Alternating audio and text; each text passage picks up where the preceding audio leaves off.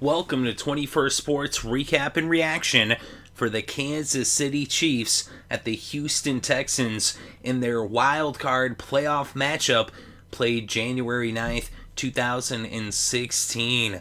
So the Chiefs versus the Texans, both of these teams hot. The Chiefs on a 10-game winning streak, and Houston winning 6 out of their last 8 games. And of course, the Chiefs were 1-5 at the beginning of the season. The Texans were 1-4. The Chiefs having beaten the Texans in Week 1. Of course, that was a long time ago, but here they're facing off in the wild card round. And we're going to go over every possession. We're also going to go over the stats, and we're going to give our breakdown and analysis for this game. And this one was a drubbing, just a dominant performance from the onset by the Chiefs, and it all started off with a 106-yard kick return on the opening kickoff by Knile Davis.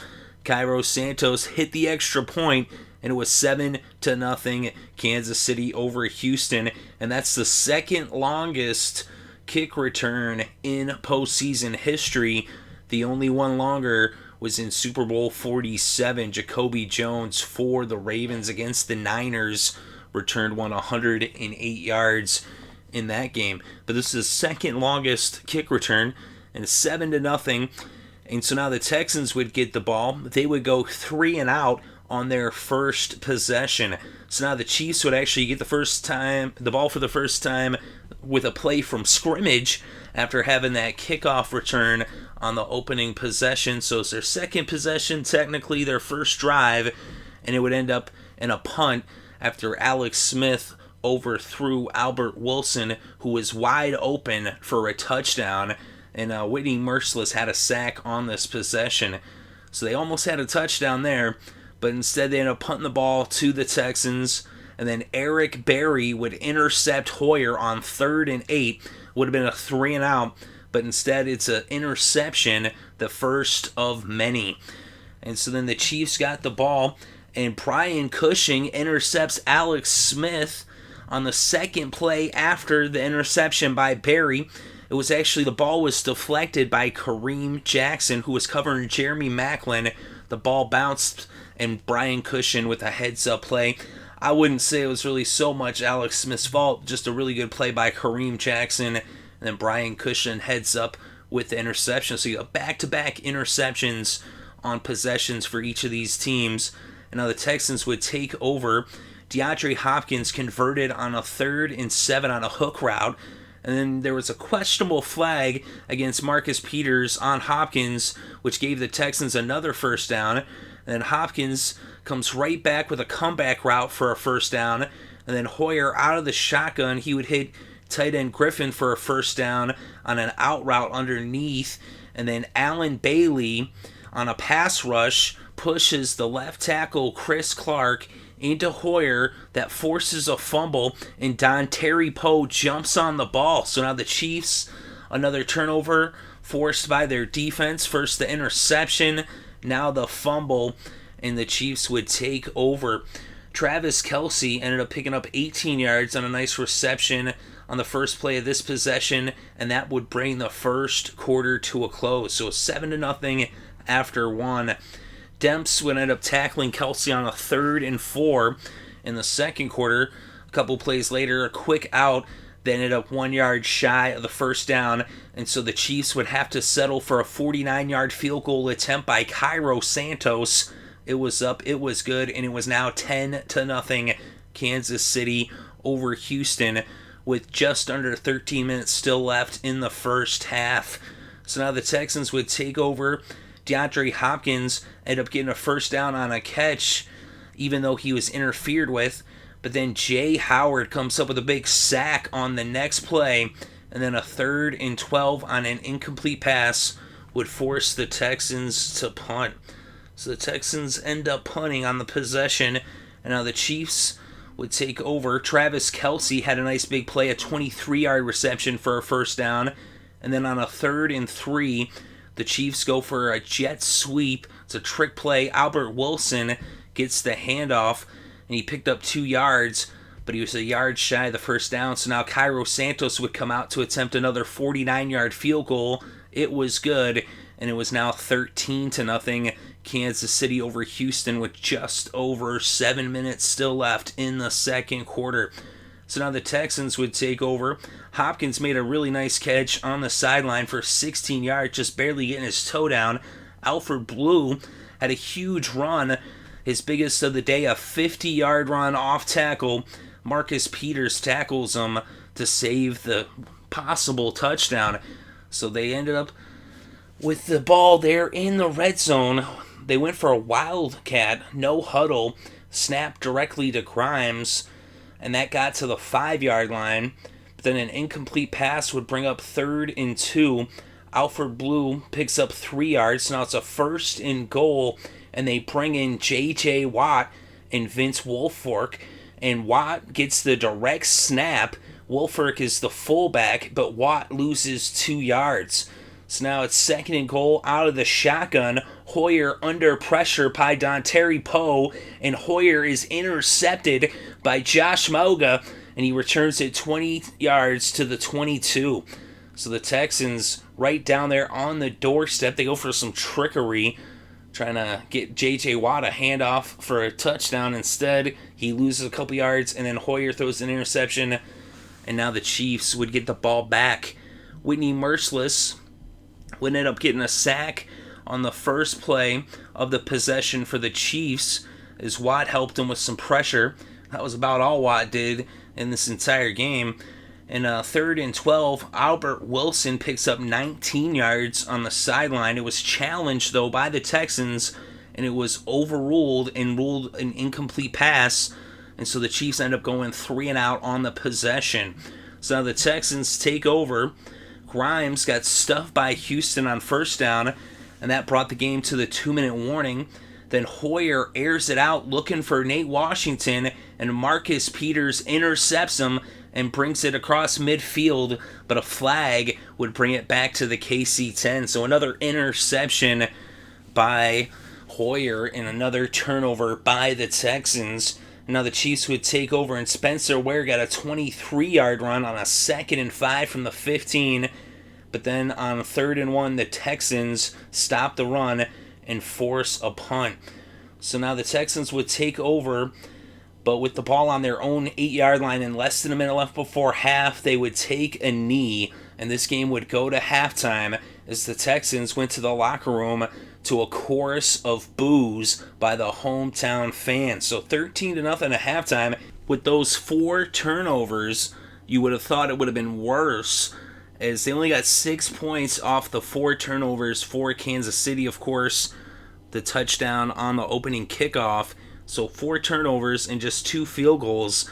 So it could have been a lot worse, and Houston should have took some solace in that although their offense had played so horrible, their defense had them still in the game at this point, and they're actually in a better position than they had been the first time around when they faced off back in week 1. But now let's get to the second half, and the Texans would get the ball first. Hoyer would be under pressure. He gets it to Grimes. He picks up a 1st down on a 3rd and 6. Then on a 3rd and 2, Houston calls a timeout, and then Nate Washington ends up picking up a 1st down, just barely. Hoyer was almost intercepted by Sean Smith, and then Blue ends up picking up a 1st down with a 17-yard run out of the shotgun. Then on a 3rd and 10, they go for a screen to Hopkins. He only picks up 3 yards, and that forces the Texans to end up punting on this first possession of the second half. So now the Chiefs would get the ball and a flag against Houston for a neutral zone infraction. And then J.J. Watt almost sacks Alex Smith, but Smith escapes and he takes off for a 64-yard run. But a flag against the Chiefs for what looked to be somewhat of a bogus holding call brings it back. Watt would end up leaving the game as it looked like he had the wind knocked out of him. Jacandrick West would end up picking up a 1st down on a 9-yard reception. Smith ended up going to Macklin for a 16-yard reception. And then J.J. Watt came back onto the field, and then he comes right back off on the next play. Macklin also would leave the game as well. So J.J. Watt ends up leaving the game. Jeremy Macklin left the game. Kelce ended up picking up a first down on a 16-yard reception on a 3rd and 3. And then Spencer Ware had a 12-yard run, and then a personal foul against Houston, half the distance to the goal, called against Brandon Dunn, who was on the field due to the fact that J.J. Watt had left due to injury, and then they pulled Dunn off the field. Then Alex Smith goes to Chris Conley, 9-yard touchdown for the rookie from Georgia, and with the extra point by Ciaro Santos, it was now 20-0 with about 4.5 minutes still left in the third. The Texans would then go 3-and-out on their next possession with 3 straight incomplete passes. So it was an incomplete pass, incomplete pass, incomplete pass, and now they'd punt the ball back to Kansas City. Alex Smith would take over. He picks up a first down on the ground, scrambling on a 2nd and 4, and then Travis Kelce ended up picking up 47 yards on a reception, and a personal foul for unnecessary roughness. Again, another half the distance to the goal penalty against the Texans defense now on this possession, and that would make it a first down. They had a 1st and goal on the 3. Ware got stuffed for a 2-yard loss to bring the third quarter to a close, but then on 2nd and goal, opening up the 4th, Spencer Ware scores on a 5-yard touchdown run, and it was now 27-0 with less than 5 seconds ticked off the clock in the 4th quarter. So 27-0, and this game was over, although there was still a quarter left to play. So now the Texans still have Hoyer in the game. He goes to the tight end Griffin for a first down, a 15-yard reception. Then on a 3rd and 3, he gets it back to Griffin for another first down. Then you got an offensive pass interference against Hopkins. Jalen Strong would end up picking up 17 yards on a 1st and 20. And then Hopkins would pick up a first down. Then on 3rd and 7, an incomplete pass, and they would end up going for it on 4th down. And Hoyer loses the ball as Bailey looked like he got a hand on it, but Hoyer recovered the fumble, and he's tacked by Ford and Mauga. And so they turn the ball over on downs. So now the Chiefs take over. Then on a 3rd and 2, Alex Smith ends up picking up a first down on the ground. But on 3rd and 4, Whitney Merciless would sack Smith, and that would force a punt. So they did get the 1 first down, but they end up having to punt the ball. Now the Texans would take over 1st and 10 on their own 8-yard line, and Hoyer's picked off by Sean Smith. And that's the 4th interception for Hoyer, the 5th turnover for the Texans, as Kansas City was just dominating this game.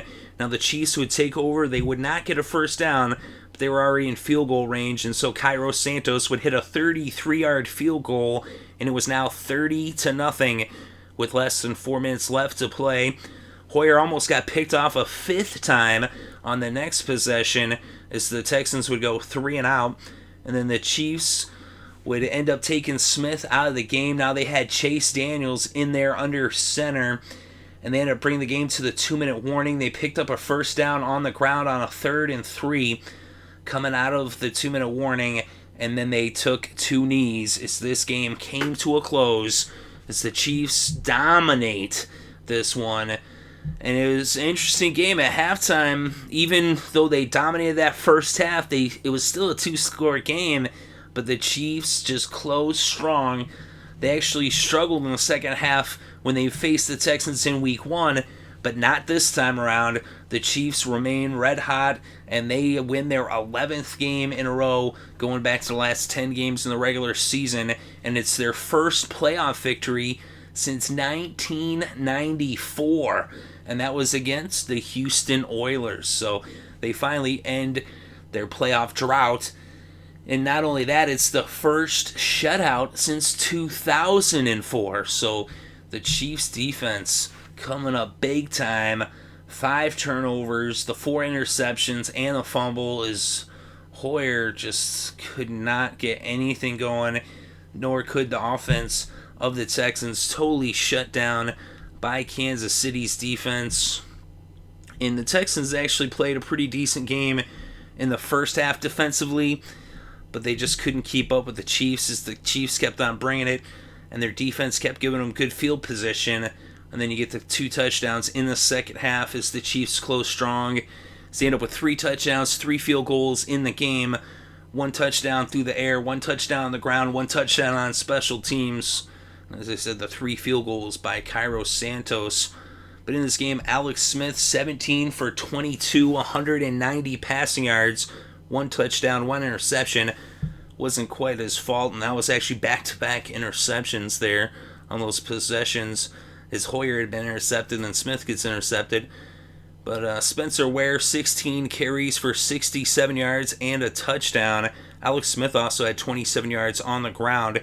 Chikandrick West had 8 carries for 26 yards and a catch for 9 yards, giving him 35 total yards in this game. And Travis Kelce, 8 receptions for 128 yards. He had a monster game. Jeremy Maclin, 3 catches for 29 yards. And Chris Conley, just the 1 catch for 9 yards, but that was for the touchdown. And then Hoyer for the Texans, they kept him in the whole game. 15 for 34, 136 yards, and 4 interceptions. He also had that fumble. He actually had 2 fumbles in the game. But Alfred Blue, he had 17 carries for 99 yards. He was doing an alright job running the ball. Of course, most of those yards came on that 50-yard run. Technically, it was a 49-yard run. But then you got DeAndre Hopkins. He had 6 catches for 69 yards. And Griffin, the tight end, 3 catches for 29 yards. He had a couple of first downs. But then Ciaro Santos was perfect in this game for Kansas City. 3 for 3 on the field goals, 3 for 3 on the extra points. And the Texans did not even attempt a kick. Let me look at the defense for Kansas City. Allen Bailey, 2 sacks and 2 forced fumbles. Jay Howard had a sack. Sean Smith with an interception. Josh Mauga had an interception. Eric Berry had an interception. And the rookie Marcus Peters with an interception. 4 interceptions and 3 sacks for the Kansas City defense. And for the defense of Houston, Whitney Merciless, another 3-sack game.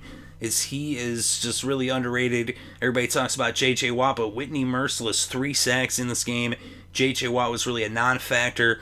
Brian Cushing did have that interception, and Watt ended up leaving the game even. We look at team stats, 18 first downs for Kansas City, 14 for Houston on third down. Kansas City 4 for 11, 36% conversion rate. The Texans 6 for 14, 42% on third down. 0 for 1 on fourth down, turn the ball over on downs. And the thing, a lot of those third downs, none of them resulted in any points. And half of them came on one possession, half came on another. Of course, those possessions would end in turnovers. Then we look at the total net yards, 314 for Kansas City, 226 for Houston. On the ground, the Chiefs netted 141, and the Texans netted 114. And through the air, the Chiefs netted 173. Smith was sacked 3 times, losing a total of 17 yards, all 3 sacks. Whitney Merciless. And for the Texans, through the air, they netted just 112, as Hoyer was sacked 3 times also, but for a loss of 24 total yards. And then we look at the penalties in this game. 5 against the Chiefs for 52 yards, 4 against the Texans for 29 yards.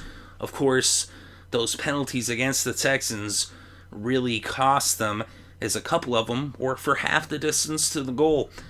And the Texans, 2 fumbles, 1 was lost, 1 was recovered. As Hoyer lost 1, and he recovered 1 of his own fumbles.